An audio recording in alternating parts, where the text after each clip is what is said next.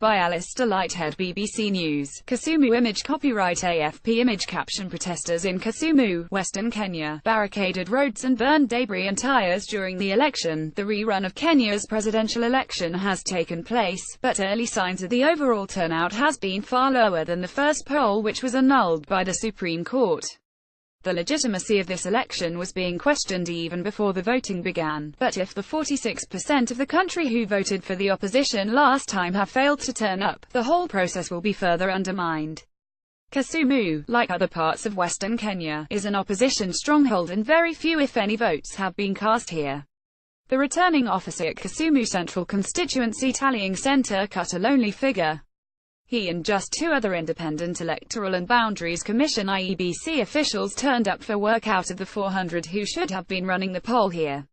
The ballot boxes hadn't arrived by 0700, but were then dropped off by a prison's service coach.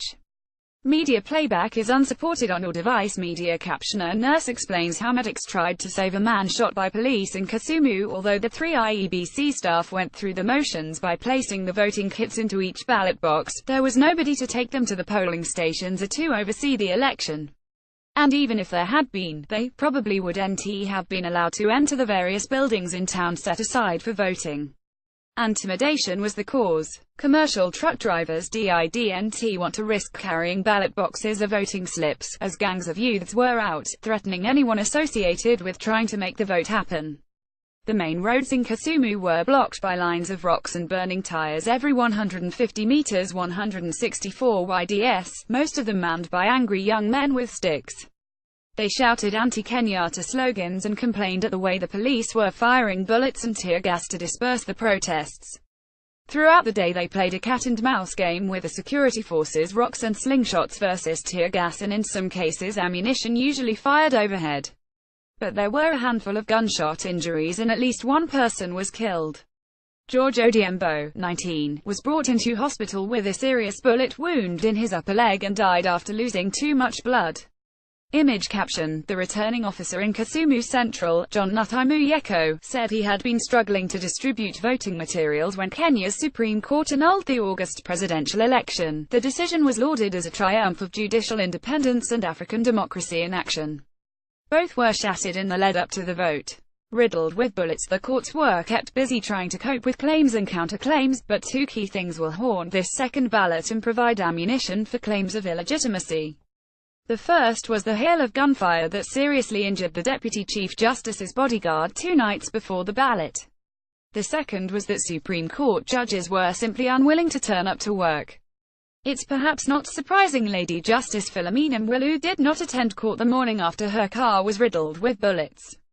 Luckily she was not in the vehicle at the time. It was clearly interpreted as a serious threat to her life, a grotesque and blatant attempt to intimidate the country's second-most star judge. And it worked. Image caption: the Supreme Court is Kenya's highest. Lady Justice Mwilu is second. Left. Chief Justice David Maraga sent a library picture. The Chief Justice, David Maraga, apologized to all parties who had gathered for an urgent petition asking the court to stop the rerun of the presidential vote the day before the ballot. They were unable to hear the case, he said, because they didn't have a quorum. 5 of the court's 7 judges must be present for decisions to be valid, but only 2 made it into work that day. Lady Justice Mwilu was not in a position to come to court following the events of last night, which are in the public domain, the Chief Justice said. Justice Mohammed Ibrahim had been ill for some time and was out of the country. Lady Justice Nyoki Ndungu was unable to get a flight back to Nairobi in time, and Justices Ojwang and Wanjala are not able to come to court, he said, without any further explanation. Difficult to guarantee the highest court in the land with an opportunity to rule on the contradictions of electoral law. The Constitution in its various interpretations stepped back and allowed the election to go ahead without further discussion. The case has been suspended. It will no doubt be revisited, but only after it's too late. After faith in the IEBC was shattered by its failings on the first attempt, it seems unlikely a large percentage of the population will accept the rerun result. Just last week the chairman of the IEBC, Wafula Chebukati, said it is difficult to guarantee a free, fair and credible election. But he nevertheless announced the ballot would go ahead, based on the assurances given to the Commission on Security and on the progress made in ensuring the vote was free and fair. And in many parts of the country it did go ahead. Ruling party strongholds no doubt recorded plenty of votes, but overall it appears the numbers are down. The lower the turnout, the louder the voices of dissent will be. And with opposition strongholds unwilling to vote and seemingly prepared to prevent others from doing so, Kenya faces continuing uncertainty.